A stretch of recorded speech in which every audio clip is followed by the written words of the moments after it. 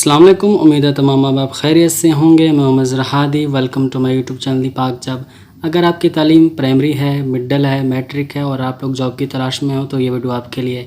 वज़ारत दिफ़ा ministry of defence की तरफ से जॉब्स की अनाउंसमेंट हो चुकी है, जिसमें कम पढ़े लिखे नौजवान अप्लाई कर सकते हैं और जो रिटायर हज़रात हैं वो भी अप्लाई कर सकते हैं। बेहतरीन मौका आप लोगों के पास।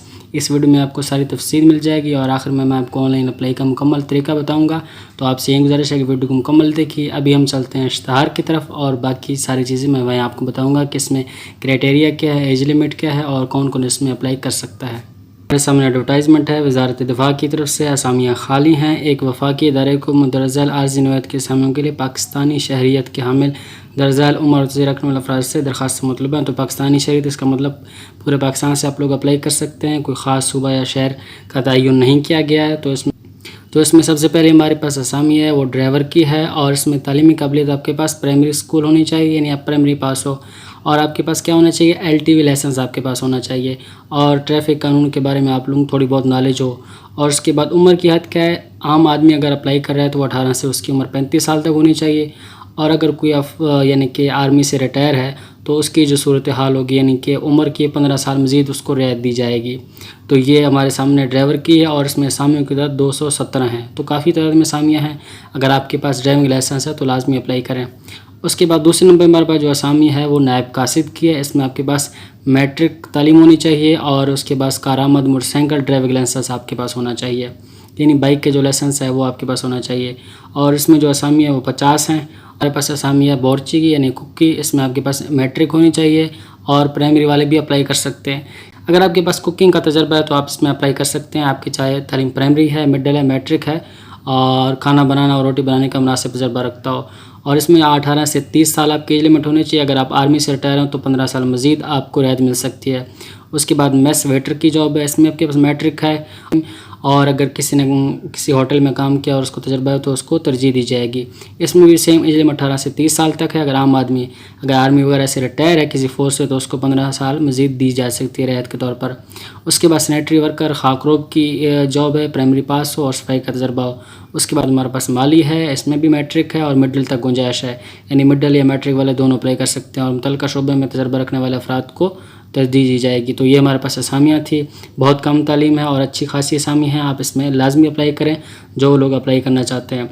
असामियों की तादाद भी आप देख सकते हैं 117 है कुक में और मेस वेटर में 49 हैं और खाकरोग में 98 हैं और माली में 36 हैं। और इसमें यह भी लिखा है कि इन असामियों के लिए अमूमी तौर पर मुकामी अफराद की तैनाती की जाएगी। ताम सर्विस की नौयत के अतबार से पूरे पाकिस्तान में उम्मीदवारों की तैनाती की जा सकती है। तो ये बेहतरीन मौका आपके पास, आप लोग इसमें अप्लाई करें। और आप लोग अप्लाई कैसे करोगे, अप्लाई करने के लिए ऑनलाइन दरखास्त फार्म, ऑनलाइन फ़ीस जमा करवाने के लिए वेबसाइट www.recruitment.pk, वहाँ पे आप लोग ऑनलाइन अप्लाई करोगे और इसकी जो फ़ीस है वो 700 रुपये आप लोग जमा करवानी होगी। ऑनलाइन ईजी पैसा मोबाइल बैंकिंग के ज़रिए आप लोग कर सकते हो। अभी हम चलते हैं वेबसाइट के ऊपर और बाकी सारी तफसील मैं आपको वहाँ पे बता दूंगा कि आप लोगों ने ऑनलाइन अप्लाई कैसे करनी है। और बाकी जो टेस्ट और इंटरव्यू के लिए जो इतला है वो स्लिप वेबसाइट और SMS के ज़रिए भेजी जाएंगी। तो आपने रोज़ाना के हिसाब से वेबसाइट को और जो नंबर है आपका उसको चेक करते रहना है। आपको रिज़ल्ट और जो टेस्ट और बाकी रिज़ल्ट की जो इन्फॉर्मेशन है आपको मिलती रहेगी। अब हम चलते हैं वेबसाइट के ऊपर, मैं बताऊँगा कि आप लोग ऑनलाइन अप्लाई इसमें कैसे कर सकते हो। जी तो व्यूअर, हम लोग आ चुके हैं वेबसाइट के ऊपर recruitments.com.pk और आगे जाने से पहले आप लोग ये कर दीजिए काम, वीडियो को लाइक ज़रूर कर दीजिए। बस छोटा सा क्लिक करें और वीडियो को लाइक हो जाएगा। आगे हम चलते हैं, स्क्रॉल करते हुए नीचे जाएंगे तो हमारे पास यहाँ पे जो पहली new advertisement of class 4 post has been publish, ये आप लोग देख सकते हैं। 31 अगस्त इसकी लास्ट डेट है। आप लोगों ने एप्लीकेशन फॉर्म के लिए यहाँ पे क्लिक करना है, क्लिक हियर फॉर एप्लीकेशन, इस पर क्लिक कर लेना है और यहाँ पे हमारे पास आ जाता है साइन अप हेयर। तो आप लोगों ने क्या करना है, साइन अप करना है। सबसे पहले यहाँ पे एंटर NIC, तो अपना शनाख्ती कार्ड नंबर यहाँ पे ऐड कर देना है। उसके बाद यहाँ पे आप लोगों ने पासवर्ड ऐड कर देना है, कोई भी पासवर्ड जो आपको याद रह जाए। ऐसा ना हो कि आप CNAC ऐड करो उसके बाद पासवर्ड ऐड करो, कल भूल जाओ तो फिर मसला बन जाता है। तो आपने क्या करना है, पासवर्ड वही ऐड करना है जो आपको याद रह जाए। ये मैं अक्सर वीडियो में कहते रहता हूँ हर किसी को, क्योंकि बहुत सारे लोग आते हैं कहते हैं पासवर्ड भूल गया है, फिर इंसान भी परेशानी बनता है। तो पहले ही पासवर्ड बंदा ऐसा लगा ले जो आपको याद रह जाए। उसके बाद यहाँ पे अपना फ़ोन नंबर ऐड करोगे और उसके बाद यहाँ साइन अप कर दोगे। जी तो हम लोग यहाँ पे साइन इन हो चुके हैं। अब हमने क्या करना है, अब हमने यहाँ पे लॉगिन हो जाना है। दोबारा अपना CNAC और पासवर्ड ऐड करके लॉगिन हो जाना है। जी, तो हम लोग लॉगिन हो चुके हैं। यहाँ पे कुछ इंस्ट्रक्शन लिखी हैं तो ये आप लोगों ने पढ़ लेनी है। और यहाँ पे जो इंस्ट्रक्शन नंबर है कि जो फ़ीस की आपकी अदायगी है उसमें जो फ़ीस स्टेटस है वो 24 घंटे बाद अपडेट होगा। तो ये आप लोगों ने तसल्ली करनी है कि आप लोग फ़ीस जमा करवाओ, उसके बाद टेंशन नहीं लेनी कि ऐसा है कि फ़ीस जमा नहीं हुई। तो ये 24 घंटे के बाद अपडेट होगी, ये लिखा है। वैसे अमूमन हो जाएगी पहले, लेकिन आखिरी जो हद है वो 24 घंटे है। उसके बाद आपने क्या करना है, यहाँ पे अपनी तस्वीर अपलोड कर देनी है। तस्वीर भी आपने यहाँ पे 2 MB लिखा है, लेकिन इससे कम साइज़ में आपने अपलोड कर देनी है। कोशिश करें 20 KB तक हो तो बेस्ट होता है। और तस्वीर भी आपने पासपोर्ट साइज़ वाली ब्लू बैकग्राउंड या वाइट बैकग्राउंड वाली ही यहाँ पे रखनी है। उसके बाद यहाँ पे अपनी पर्सनल इन्फॉर्मेशन देनी है। यहाँ पे आप लोग सेलेक्ट कर सकते हैं टेस्ट सिटी, जो पहली तरजीह या फर्स्ट प्रेफरेंस। तो आपने अपने जो करीबी सेंटर है उसको आपने यहाँ पे ऐड कर देना है। उसके बाद दूसरा भी है, तो ये दूसरे नंबर पे अगर उस सिटी में टेस्ट नहीं होता तो इस सिटी में आपका होगा, तो यह भी ऑप्शनल के तौर पर आप लोग रख सकते हो।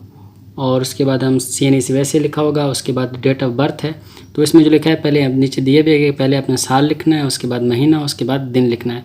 तो पहले साल लिखते हैं। तो पहले हमने क्या करना है, ईयर को सिलेक्ट करना है 2025, स्क्रॉल तो नीचे जाएंगे 2002। उसके बाद आपने क्या करना है, यानी कि हमने महीने को सिलेक्ट करना है। ये अगस्त लिखा है ना, तो जो भी आपका होगा आपने उसको सिलेक्ट कर देना है, तो अक्टूबर। और अब हमने क्या करना, अब हमने दिन को सिलेक्ट करना है कि किस तारीख को हम लोग, पहले ये हमारी जो कि 2002 10 15, तो इस हिसाब से आप लोगों ने अपनी डेट ऑफ बर्थ ऐड करनी है। पहले अपना साल, उसके बाद महीना, उसके बाद दिन। उसके बाद अपना नाम ऐड करना, ये आसान है, वाले साहब का नाम, जेंडर मेल या फीमेल। और उसके बाद यहाँ पे रिलीजन अपना मज़हब। उसके बाद डोमिसाइल, तो डोमिसाइल आप किस सूबे का है ये आपने यहाँ पे सेलेक्ट कर देना है। उसके बाद डिस्ट्रिक्ट अपना सेलेक्ट कर देना है कि आपका डिस्ट्रिक्ट कौन सा था।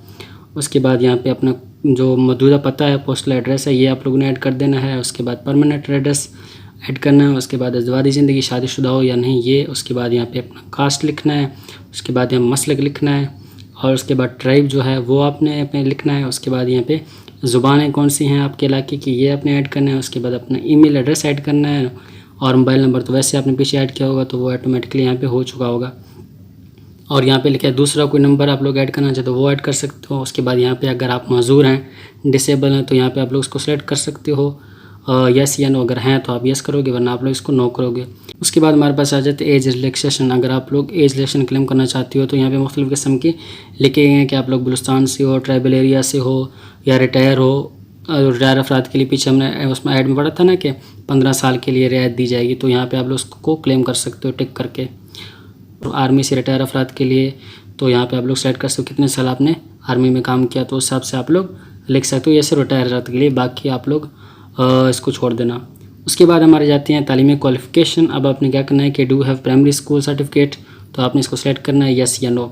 उसके बाद आपने करना है do have middle school certificate, तो आपने इसको भी यस या नो करना। अगर है तो ये यस, वरना आपने नो कर देना। उसके बाद यहाँ ऑप्शन आ जाता है मैट्रिक या ओ लेवल का, तो आपने मैट्रिक किया है तो उसको सिलेक्ट करेंगे, वरना ओ लेवल को करेंगे। उसके बाद मेजर सब्जेक्ट यहाँ पे लिखेंगे, बायो केमिस्ट्री यानी कि कंप्यूटर जिसमें आपने किया उसके मेजर सब्जेक्ट आप लिखोगे यहाँ पे।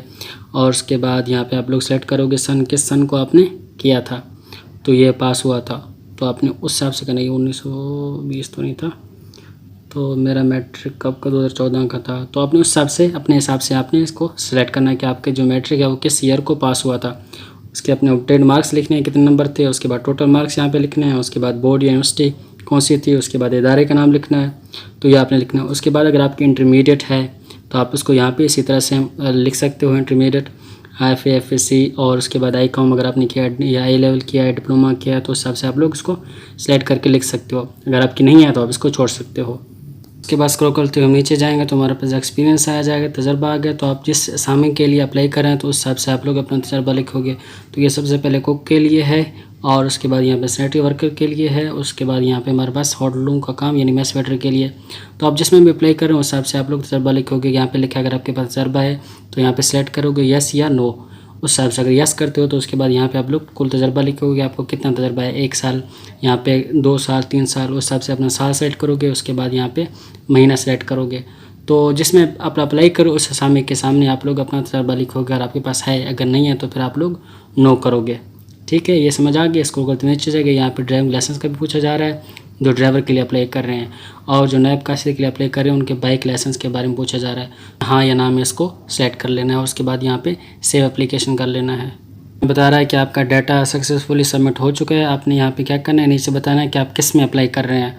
तो यहाँ पे हमारे पास ड्राइवर भी है, नायब कासिद भी है। आपने जिसमें भी अप्लाई करना है उसके सामने आपने क्या करना है, अप्लाई फॉर दिस पोस्ट कर लेना है, यानी अप्लाई ऑन दिस पोस्ट कर लेना है। इस तरह आ जाएगा कि आपकी एप्लीकेशन सबमिट हो चुकी है। आपने क्या करना है, यहाँ से क्लिक करके अपनी जो डिपॉजिट स्लिप है यानी कि फ़ी, उसको यहाँ पे आप लोगों ने डाउनलोड कर लेना है। जी, तो हमारे सामने ये हमारी चालान फ़ी ओपन हो चुकी है। आपने क्या करना है, इसको ईजी पैसा या फिर जैज़ कैश के ज़रिए आप लोग ऑनलाइन पे कर सकते हो। तकरीबन ये 710 रुपये है, तो आपने इसको पे कर देना है और आपका अप्लाई हो जाएगा। तो उम्मीद है आपको सब चीज़ समझ आ गई हो। फिर भी आप लोगों को मसला हो या कोई दुश्वारी हो तो आप लोग मुझे कमेंट सेक्शन में पूछ सकते हैं। तो आपने वीडियो को लाजमी लाइक कर देना और चैनल को सब्सक्राइब लाजमी कर लेना है।